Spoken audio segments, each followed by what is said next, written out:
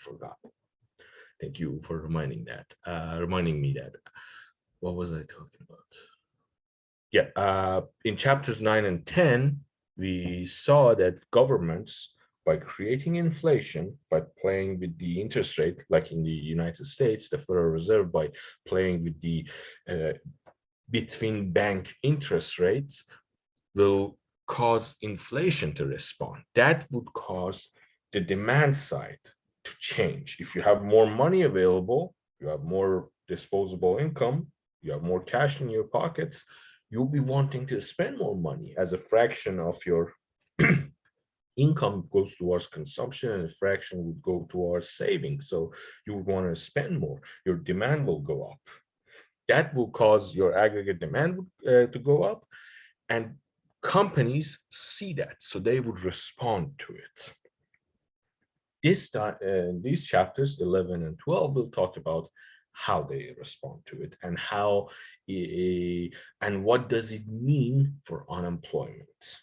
Like if I'm a business owner, I would see that now people are having more cash, so they want to buy more stuff. What would I do?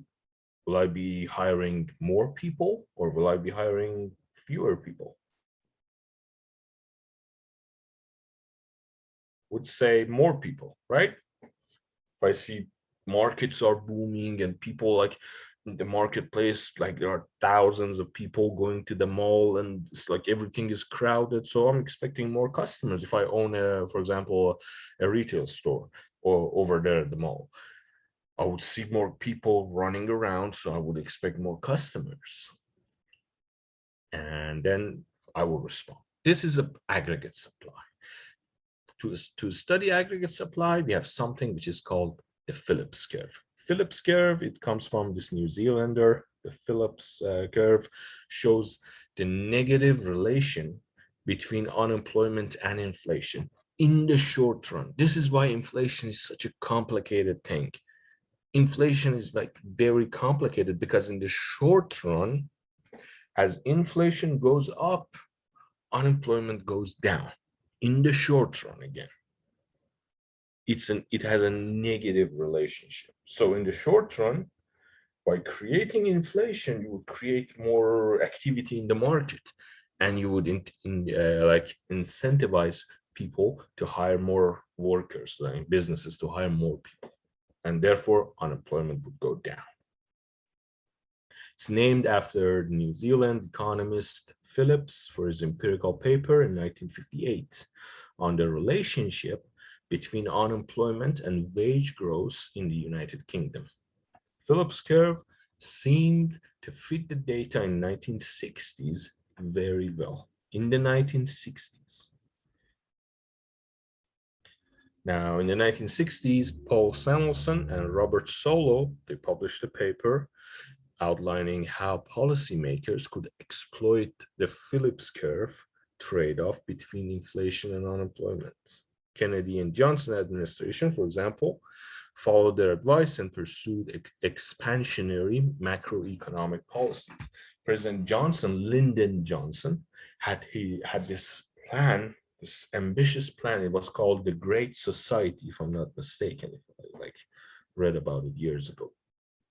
President Johnson had this plan, the Great Society. It was basically a New Deal light, which was to spend more money to expand like inflation, expansionary macroeconomic policy by causing inflation, by giving people cash through certain welfare programs, and bringing unemployment down and creating overall prosperity. This idea came from, well, in the 1960s. 1960s was a very special time in the United States, lots of social upheaval. And at one point in President Johnson administration, somebody said that, look, we're the greatest superpower in the world, like with competing with Soviet Union.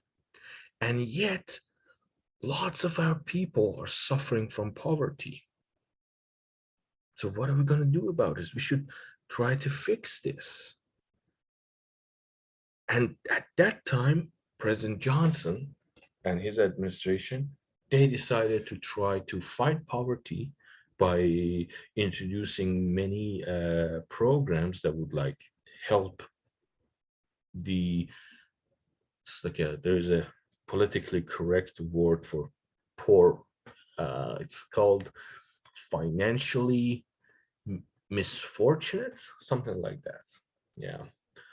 So yeah, that's the word. Like by introducing these programs and providing free services for the financially misfortunate people,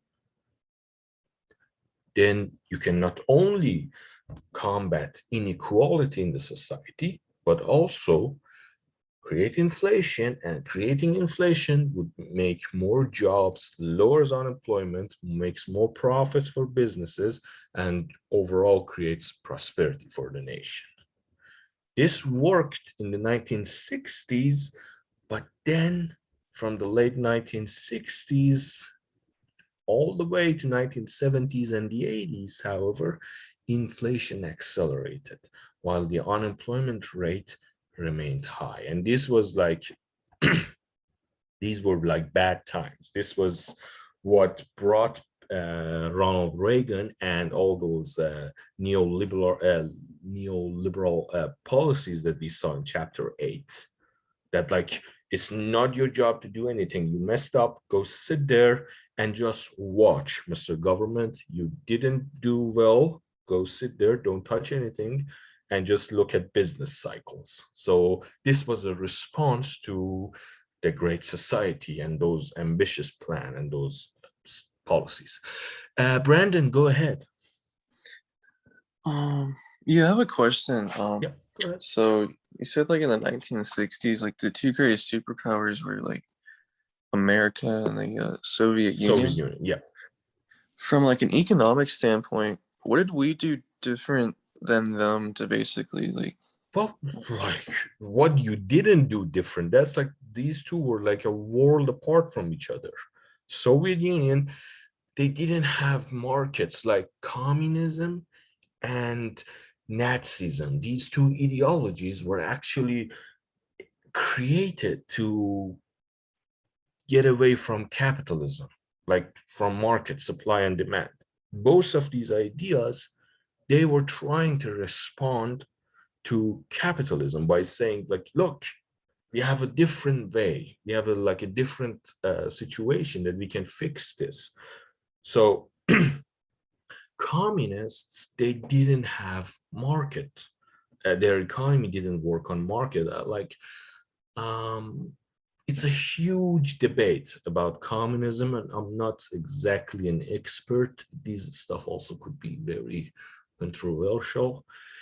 I would give you an example. This is like what defined Marxian economy for me.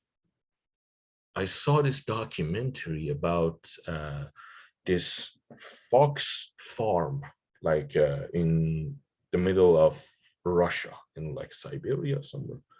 Like this farm's job was to raise foxes and then slaughter them.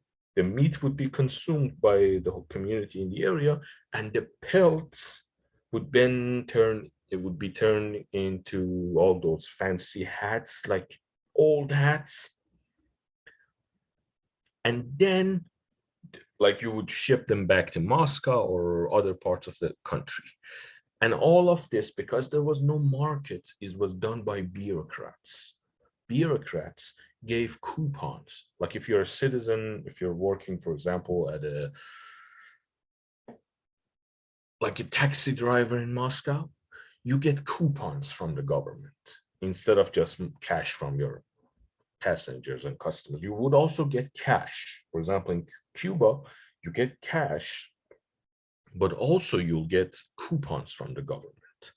And those coupons include like coupon for cheese, coupon for bread, coupon for everything, and coupon for like a one fancy fox pelt hat. But then people changed, like from 1950s to 60s to 70s to 80s all the way to 90s. people changed, and like my grandmother, for example, would have found a fox pelt hat very fancy, but my sister would be disgusted by wearing like a piece of a dead fox on her head. So she wouldn't buy that. Younger women would not buy that. Newer generation would not buy that. But because there was no market to send a signal, why do we have markets? If demand falls, that would send a signal. Like, stop producing this. People don't want it. There was no signal being sent to that farm.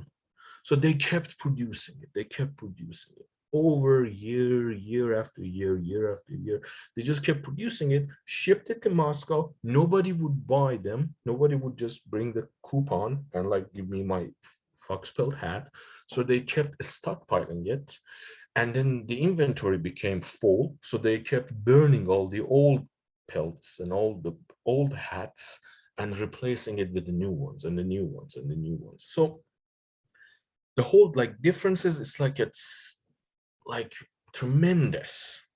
I wouldn't say it was like all bad if you're considering like free education, for example. These stuff could be considered good if you're a gifted person in a communist country. You can easily be a PhD in like you could have like 10 PhDs, providing that you like agree with the establishment and don't run your mouth around too much.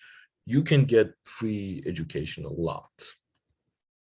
So that would be good if you don't talk about stuff too much, like keep your mouth closed unless it's to say the things that you're supposed to say. So yeah, but apart from that, because the absence of this market feedback, this supply and demand, it's very important. There was no feedback. And even when there were markets, the government played with the market by introducing all those price ceilings and price floors. If you remember from EC 202, price ceilings and price floors, they created excess supply and excess demand. For example, one thing that was very common in Soviet Union was excess demand. People would have to stand in line because prices couldn't adjust. Things that were in high demand, like bread, weren't allowed to be like adjusted for price. The price weren't allowed to be adjusted. So it was like the same very low price, but not enough of it. So people ended up standing in line. And Soviet Premier Nikita Gorbachev, he has a joke about this. He said that like in Soviet Union, you have to stand in line for everything. And then one day, there's this person who is standing for bread in a line of bread in Moscow, and he's like, yeah, I'm tired of this. I'm going to kill Gorbachev. He drives all the way to Kremlin. He arrives at the Kremlin, and then he sees there is a line. It's like, what is this line for? And people will say, this is the line. If you want to kill Gorbachev, you have to stand in this line. So it's a very funny joke, and he was a great man. He was very funny. So you see, because of the market distortions in the United States, when things are not available to that much, prices would go up, would immediately send a signal to all the smart, rational people. They would start producing it to profit from high prices. Demand would go, supply would go up, and the market would clear again. But in Soviet Union, absence of price mechanism caused a lot of problems. One example would be these Purell crisis when COVID started. When COVID started, there was a huge shortage of cleaning supplies and Purells and toilet paper.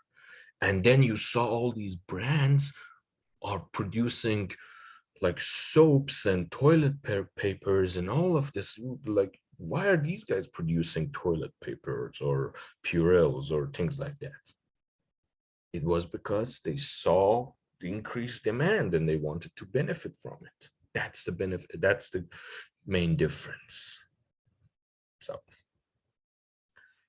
This existed in the United States, and this high inflation, which was caused by the Johnson's Great Society program, lowered inflation at first, lowered unemployment at first, but then in the 1960s, in the late 60s and the 70s, problems started to arrive. You had high, ever increasing inflation while unemployment rate remained high. And this is what caused a lot of problems. Now, today we're going to talk about the short run.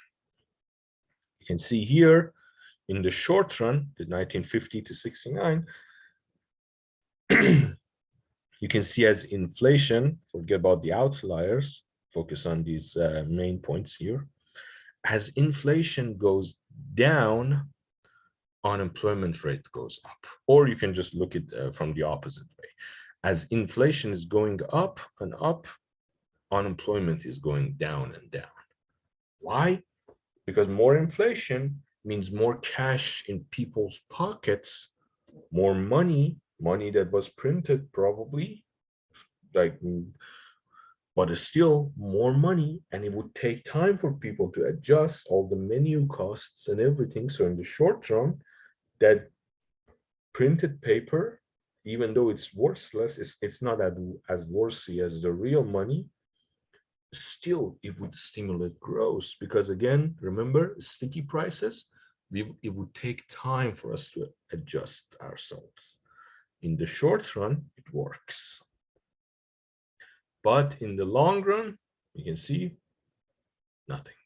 It's just inflation would go up and up and up, and unemployment would also go up and up and up, and nothing would respond. And this caused a huge problem all across the Western world. In United States and in Great Britain, it led to Ronald Reagan and Margaret Thatcher's governments. I'm not sure what happened in France, in Germany, but I know that it existed all over the world, even in Iran. In Iran, many people say, for example, the revolution of 1979 can be attributed to this. It caused the caused people to just become revolutionary. Inflation went up and up, and every point in inflation would cause misery. Inflation, because you're receiving a fixed wage, would cause misery, would make you angry, would make you less satisfied with your life, because you're not able to buy all the stuff that you used to buy. You cannot plan, you cannot be sure about your future. It's just not good. And unemployment causes huge misery. If you don't have a job, and if you're unemployed, it means that you want to work, you need the money, and you can't find job. That means no income.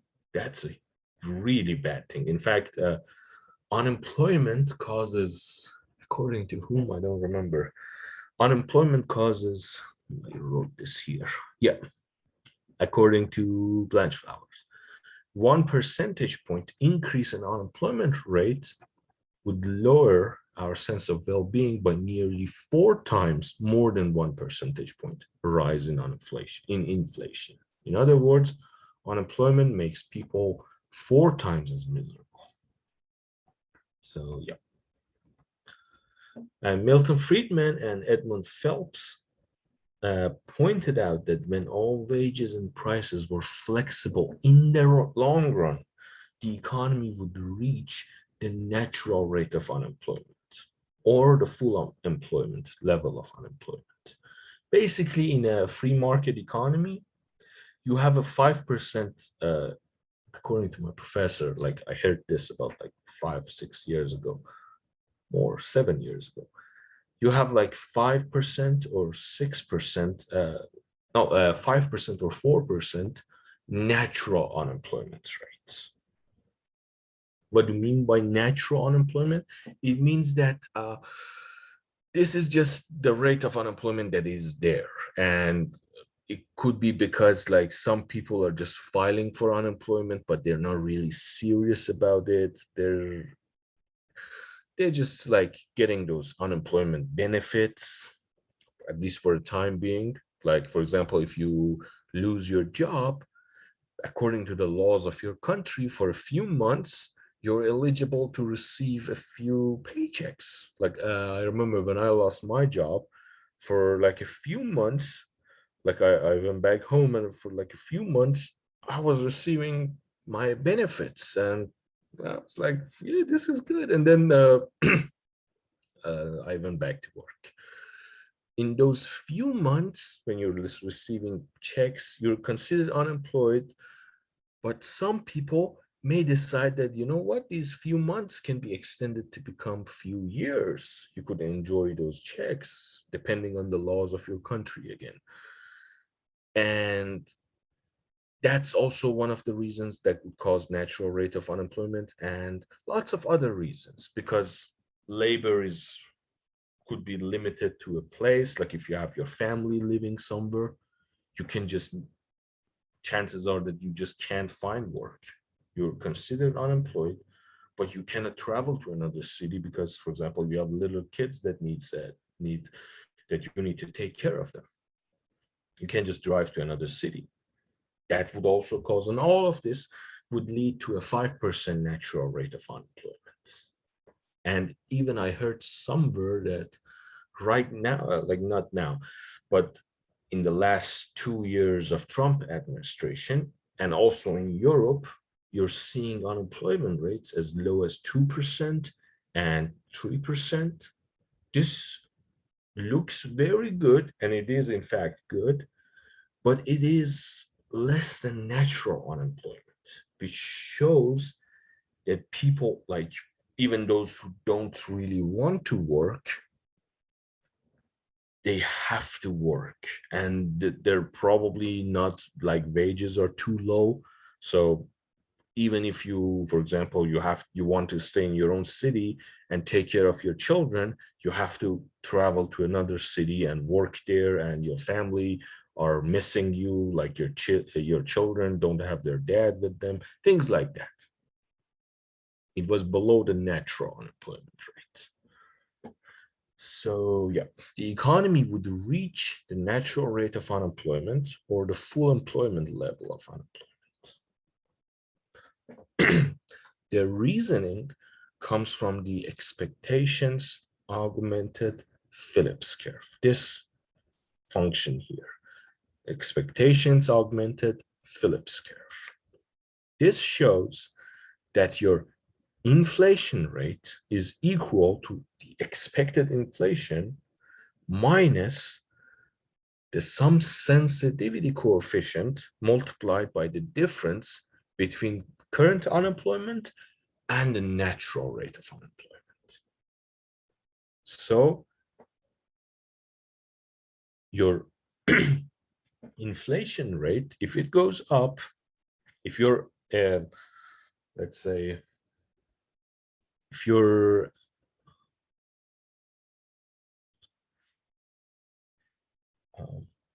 if it goes up, therefore your unemployment rate would need to go down to become closer to the natural unemployment rate.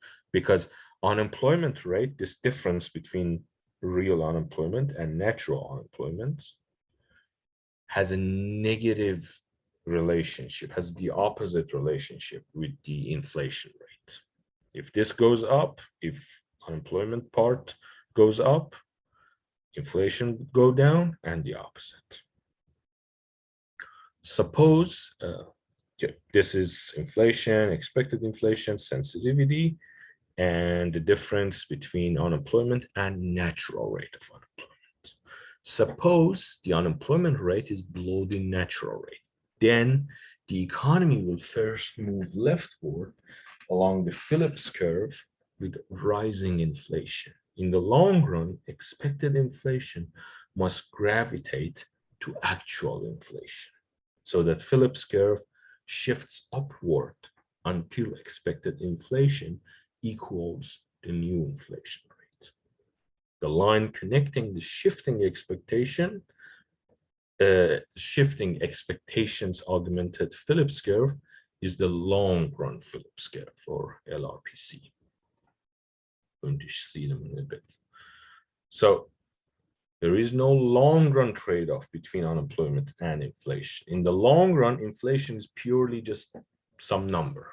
Remember from the beginning, that's Milton Friedman's word. In the short term, however, because of the price stickiness and all those menu costs and shoe leather costs, we would take some time to respond to inflation. Therefore, inflation would actually mean free money. It would cause us more activity in the market, more output. Everyone would be happy.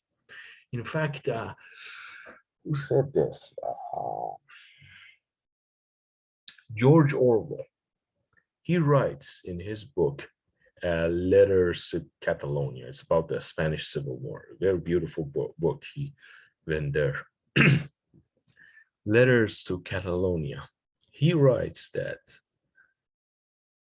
inflation and war are very similar because in the short run, they bring a lot of good things. They would make everybody happy in the short run. But in the long run, no. And they're always a place for political vultures, something like that. I don't know about the second part. But this is very important. In the short run, inflation is good. People are happy, more money in their pockets until they realize that money is not really worthy. It's good, they're happy. But in the long run, no. There is no long run trade-off between unemployment and inflation. And that inflation would only cause misery. Excuse me. So, therefore, there are two types of Phillips curve, long run and short run. The Friedman-Phelps Phillips curve analysis, okay, this is just like Friedman-Phelps Phillips curve analysis explains the disappearance of the negative relationship between unemployment and inflation after the 60s. See, let's take a look. This is your Phillips curve, PC. This is your long run Phillips curve, LRPC. A decrease in unemployment rate leads to movement along PC1. This is your PC1. You're going back. Your unemployment goes down. Therefore, your inflation goes from 2% to 3.5%. Then your expected inflation rises to 3.5. It will shift your Phillips curve upward. Now you're here.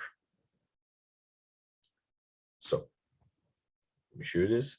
When pi inflation goes up, after that, your expected inflation would go up, and therefore the Phillips curve itself shifts to this point, 0.3 now. So your inflation is even going higher. But then until the Phillips curve reaches PC3, where unemployment is at a natural rate, it would keep going up and up and up until your unemployment goes back to 4% or like 5%, excuse me.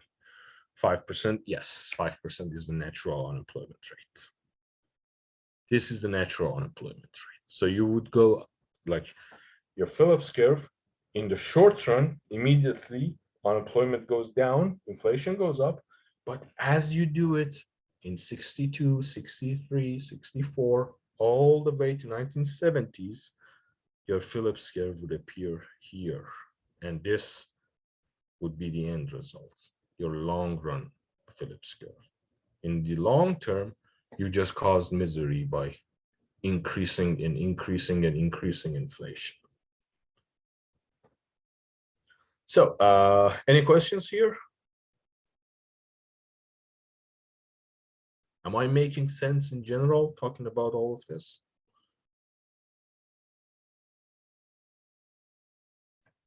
Yeah, it makes sense.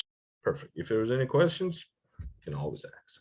Now, in 1973, there was a war between Arabs and Israel.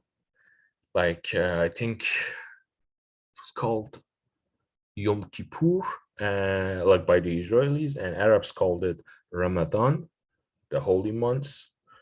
Like they have their own holy day and they have their own holy months. So they started war with each other. And then Arab countries, they embargoed Western countries because of their support for Israel. Uh, they said no more oil for you. This caused oil prices to go up real bad. And in fact, that part, Iranians were like, yeah, you know what, guys? I think we're not going to join in that embargo. Oil prices is really high. So we're going to be the peaceful person and like make a lot of money. We made a lot of money in 1973 and all the way to 1979, like hundreds and billions and like $1 trillion. A lot of money because of oil prices went up a lot. And so oil prices went up huge. Therefore, this caused the whole economy to change. And it was not like a natural change in the prices. It was like an exogenous shock because of the war. And therefore, economists responded by modifying the short-run Phillips curve with price shocks, which shifts in inflation that are independent of the tightness in the labor market. This was an outside shock. It came from a war. Markets had nothing to do with it. It has nothing, like the governments were just printing money like they used to and following their great this, great that policies. But then a war happened all the way across the oceans, many like 2 oceans away, and that caused oil prices to go up. And therefore, when oil prices go up, oil is considered a very strategic product. It would then turn into gas, and gas is needed for transportation, for everything. When gas prices go up, everything's every price of everything go up. The price of everything goes up. So what happened is that because of that outside shock, all this story I'm telling you is that this price here, it's a shock. It comes from the outside. It's not coming from within the economy itself. Shifts in inflation that are independent of the tightness in the labor markets or of expected inflation. This here. Examples of price shocks are a rise in important prices and cost push shocks, in which workers push for wages higher than productivity gain. For example, unions and stuff. Like when unions, that's one of the problems with unions. This has actually happened before Reagan. All those very strong labor unions, because they unionized and they had like a very high negotiating power, they constantly asked for higher wages, even more than productivity gains, more than what you're actually contributing and you're increasing in your productivity. They called for more wages and more wages. This caused prices to go up and up and up. So that was also considered an outside shock. In import prices like oil, or right now lumber, like lumber prices right now. Like I see a lot of jokes about lumber prices. So that's a shock. I mean, it could be shock. I'm not familiar. Why is lumber so expensive? Yeah, that's I don't know. Like I just see the jokes, and I know that many people are warning about inflation, that lumber goes up because in the United States, houses are made of lumber. Housing prices would then go up, and now we can see that housing market is going, like my wife's research is based on housing prices, and she's like, wow, like she's just looking at these numbers. They're going up and up and up. Like 2 years ago, if you bought a house right now, you'll be so lucky. So lumber is causing a lot of inflation, and this, you can see here, like this goes up, inflation would go up, which in return causes an increase in expected inflation. So what you're saying is buy a house in like 2 years. Not like 2 years. That I should ask my wife. That's her like research. Like she does simulations on the housing market. I don't know about that. Like, I Yeah. used to work as a real estate agent, and as a real estate agent, every time, every day, now is the time to buy, and it's the time to sell because you're getting commission. Like when I had customers, I was like, yes, now is the perfect time to buy for you. But if you want to sell your house, now is the perfect time for you to sell because of all that commission. But housing market is a different story. So yeah, here. How do firms and households form inflation expectations?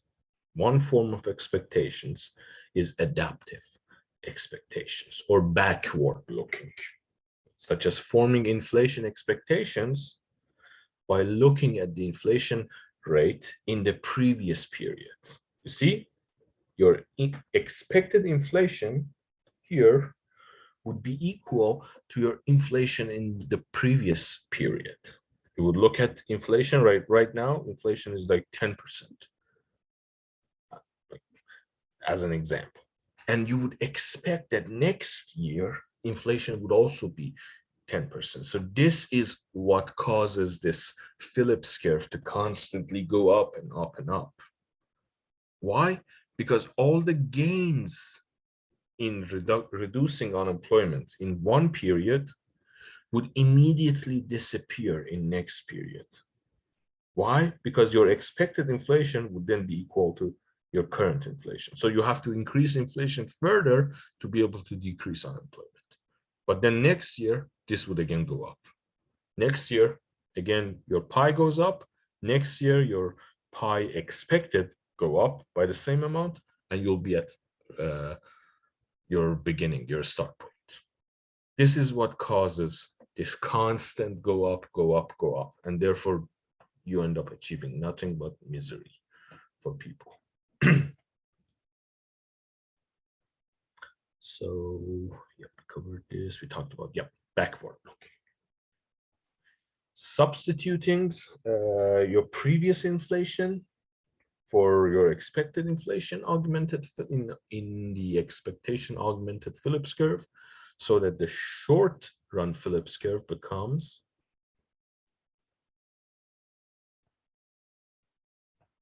this.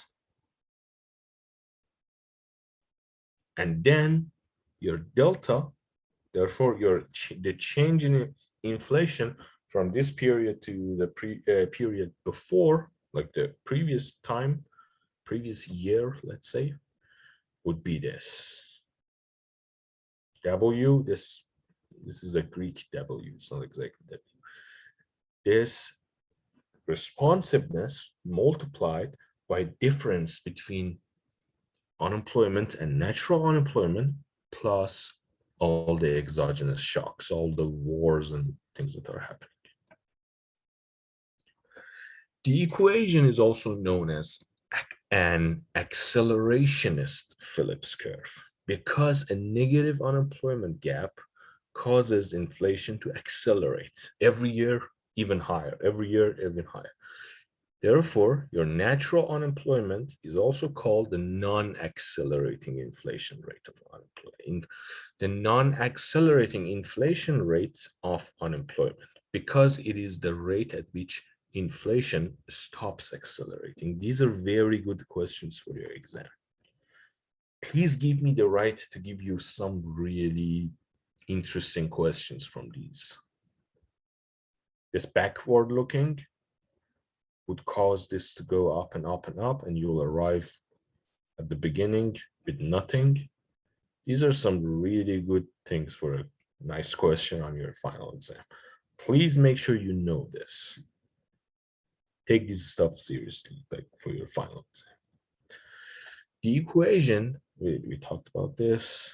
Now, an aggregate supply curve represents the relationship between the total quantity of output that firms are willing to produce and the inflation rate. Therefore, long-run aggregate supply curve, or LRAS, long run, it would be vertical at potential output or the natural rate of output. One more time, an aggregate supply curve, which we drove from like Phillips curve, represents the relationship between the total quantity of output that firms are willing to produce and the inflation rate. This is exactly like the aggregate demand curve, if you remember, like the monetary policy curve from yesterday. Aggregate output, inflation rates. Now you have aggregate supply curve. Relationship between total quantity of output that firms are willing to produce and inflation. It also has a long-run aggregate supply curve, which is just a vertical at a fixed position, potential output or the natural rate of output. This level of production that an economy can sustain in the long run. There. See your inflation rate, your aggregate output, and in the long run, inflation doesn't change it. Your natural rate of your natural output in the long run would be fixed. This basically shows like your economy, how many people are working in your economy, how much technology you have, how much natural resources you have, how much physical capital you have, and all of that. If you're like a country like Iran, you can never have a natural production more than the United States, or even more than like half the United States, because you don't have that many people, you don't have that much land, that much natural capital. Therefore, this will be your natural rate of output. Go ahead, Seth. Seth? Oh, sorry. So does the long run aggregate supply curve move with the inflation rate? No, you can see it's a vertical line. Okay. Yeah, it's just fixed. Okay. So it doesn't move left and right? No, this only changes when inputs in the economy change. For example, your labor force, your physical capital, all the stuff we covered in Solo and other models. Oh, if you face more, if you save more, if you invest more, if you have new inventions, new technology, better total factor productivity, a more productive labor force, and all of that. That would be just your long-term natural production. Okay. It doesn't respond to inflation. It would be fixed. But in the short run, you could trick people basically by playing with the inflation rate. You just have this great society, or not, I should come up with a name for President Awesome. He would create inflation for something like an awesome society. Yeah, that would be a great example. Like President Awesome would introduce this awesome society plan, which then give people free money that his cousin down at the central bank just printed. In the short run, because people still hasn't adjusted to that inflation, they would produce more and work more, and unemployment would go down. Everyone would be happy. But in the long run, these won't change anything. You would be bound to this, your long run aggregate supply. Now, I have it for your final exam. President Awesome introduced this awesome society policy. A short-run aggregate supply curve can be derived from the modern Phillips curve by replacing the unemployment gap, difference between unemployment and natural unemployment, with the output gap, which is the difference between output and long-term output, or YP. Actual output and potential output. Yeah. So, yep, these are the same things. But not exactly the same thing, but they represent the same concept. This difference between your unemployment and the natural unemployment, the long-term one, would be almost the same as the difference between your output right now and the potential output. Why? Because your unemployment and your output are very highly correlated with each other. The negative relationship between the unemployment gap and the output gap is captured by Ucon's law, named after Arthur Ucon, which is this. You see, your difference between you, like unemployment and natural unemployment, would be minus 0.5 multiplied by the difference between output and potential output. Now, can somebody tell me why there is a minus here?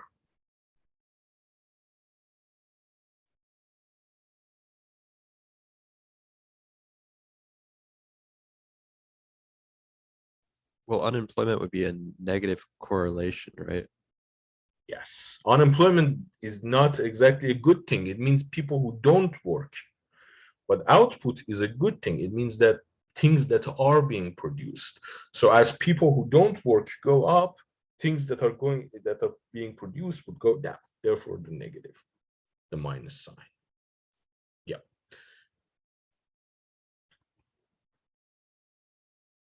Now you can see Ucon's law here. Quarterly change in unemployment versus quarterly GDP growth. Very nicely done. Except the few outliers, you can see that the 0.5 negative correlation is here. Now, substituting in Ucon's law for difference between unemployment and natural unemployment in the short run Phillips curve would give you this. Let's just assume that this lambda is 0.5. It looks like a rabbit. This rabbit, it's called lambda. It would be equal to 0.5 multiplied by the Greek W. I really should have learned these Greek letters. Instead, I gave them funny names when I was preparing for my PhD qualification exam. I gave them all funny names in my head. Some of them I can't even say in class. Yeah, it's hurting my career. I have to remember them again. Now, substituting in Ucon's law for the difference between unemployment and natural unemployment, with the difference between output and potential output, you'll have this, which lambda is also the same as before. It's a responsive rate. It shows how responsive inflation is to this difference between current output and potential output. With adaptive expectations. We're assuming that our inflation expectations follow a backward-looking plan. So people look at current inflation and they would expect it to be the same as next year. So numerical example, assume your previous inflation rate is 2%. There is no exogenous price shock. Your responsive rate is 1.5 and your potential output is $10 trillion. Therefore, this will be your short-run aggregate supply curve. As your inflation increases, you can see that there will be an increase in output and vice versa.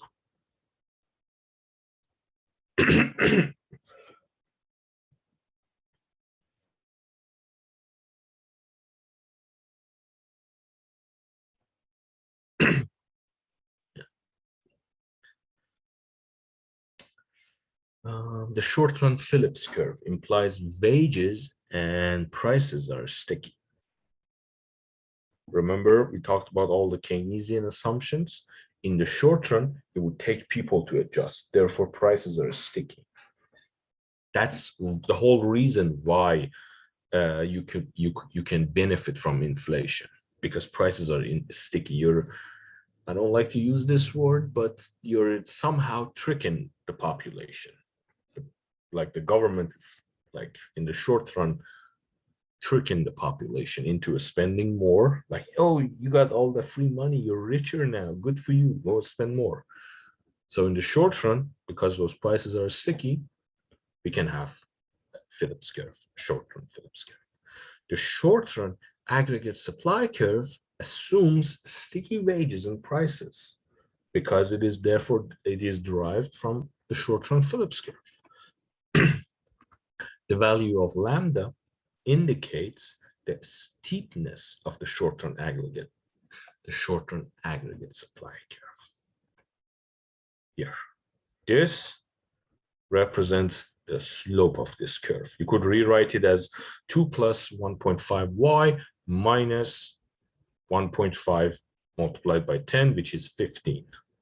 So your overall, the function can be rewritten as 1.5 multiplied by y minus 13. That 1.5 would be the slope of your curve. Indicates the steepness of the short-run aggregate supply curve. When wages and prices are completely flexible, lambda becomes so large that the short-run aggregate supply curve would become vertical. This is the beauty of this notion. You see, this is the short-run aggregate supply or the short-run Phillips curve, doesn't matter. And this lambda represents the slope of this curve. As price stickiness declines, the responsiveness of output to inflation would go down. So your curve would start to look like this as lambda goes up or prices are less sticky. This is when the slope of a curve is infinity, goes towards infinity, a vertical curve. This vertical curve means that no matter what's your inflation rate, your output won't respond. People are no longer tricked. They would stay the same. They would like produce the same. People would just like lose their trust in the government completely. No matter how much the government plays with inflation, they just stay the same. The responsiveness to inflation change would disappear.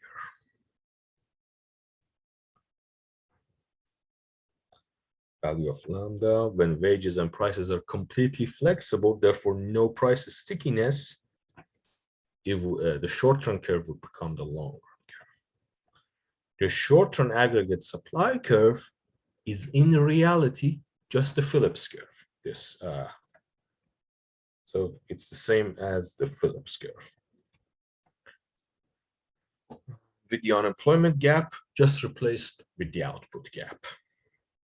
Because Okun's law implies that the output gap and unemployment gap are inversely related. The negative relationship between inflation and unemployment gap implies a positive relationship between inflation and output gap. Therefore, your aggregate supply curve looks like this, but your Phillips curve looks like this. Where's your Phillips curve? This here. You see? Because unemployment and output are negatively correlated with each other. They move in the opposite direction. Your Phillips curve looks like this, negative slope. But your output, your aggregate supply curve looks like this. Here in a Phillips curve, this responsiveness is again the same as the slope of the curve, which is a negative, therefore downward slope. But in output, in aggregate supply curve, this slope is a positive number, goes up. Over here. Now, shifts in the long-run aggregate supply curve can come from factors that changes potential output, as we talked about. You see, in potential output, you don't care about what the government does. And this is very important. This is why economists constantly tell politicians that instead of playing with these inflation for short-term gains, focus on the long-term gains. Focus on the long term. Don't do weird things like pushing your central bank to print money or dumping all the gold in the society and like giving people free stuff, things like that. Not just like free stuff. By free stuff, I mean like just goods, just money. Instead, work on real things like saving in investment, labor, make your labor more productive instead of just putting pressure on the head of the central bank to print money, or lower interest rate. Instead of that, focus on your education, build a school or make your school system more, I would say, less interesting, more mass and less stuff that don't really matter in the long term, so that your future engineers and your future mechanics and your future farmers, they can be more productive. Or available technology that puts labor and capital together in producing goods and services. Invest more on research. This is what matters, not this inflation thing. All this we studied was just to tell people that this doesn't matter. This is just playing with numbers in the short term. What really matters, what decides the fate of a nation in 10 years, in 20 years, in 30 years, are these. Is your country investing? Is your labor force becoming more productive or less productive? Is your technology stock improving, or all your scientists are leaving? What's happening? This is important. As you can see, by increasing real stuff, real inputs, you can change your long-run aggregate supply, shift it to the right. Now a nation can be more successful. No nation can become more successful by calling the central bank and asking them to change inflation rate. But this will make nations more successful.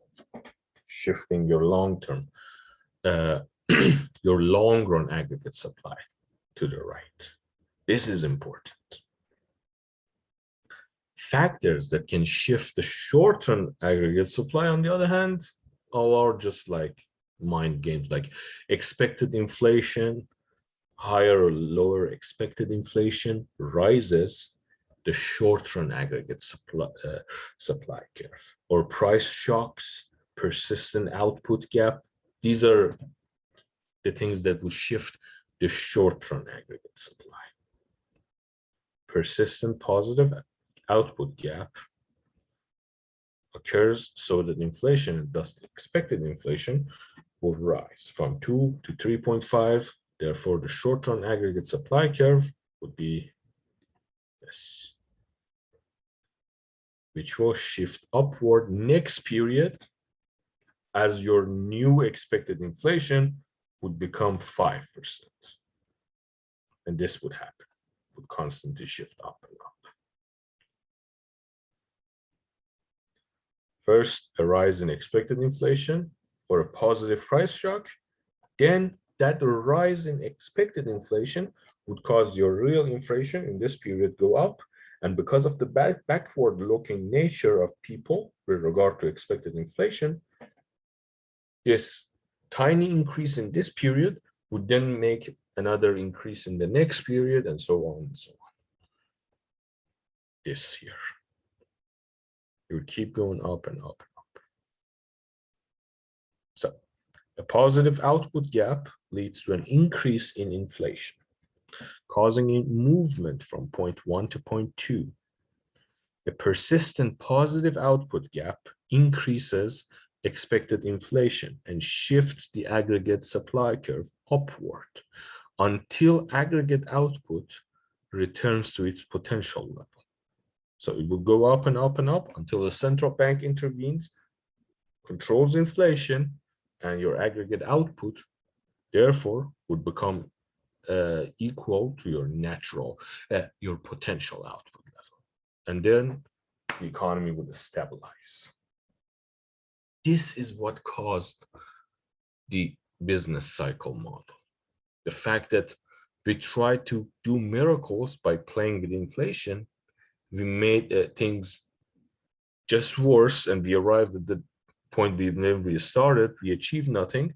So let's just sit back and just look at the ups and downs of the economy and try to predict what will happen next. This is what caused the whole business cycle model. Any questions? No questions? So please don't go. I'm going to take attendance. And tomorrow we'll cover chapter 12. And if we can finish chapter 12 tomorrow, on Friday, we won't have a class. I will just come and stay here as an office hour so we can review everything in preparation for our final exam. I'll be on Friday, I'll be online in a Zoom meeting like class, but we will have nothing to cover. Chapter 12 will be the last chapter that we'll cover.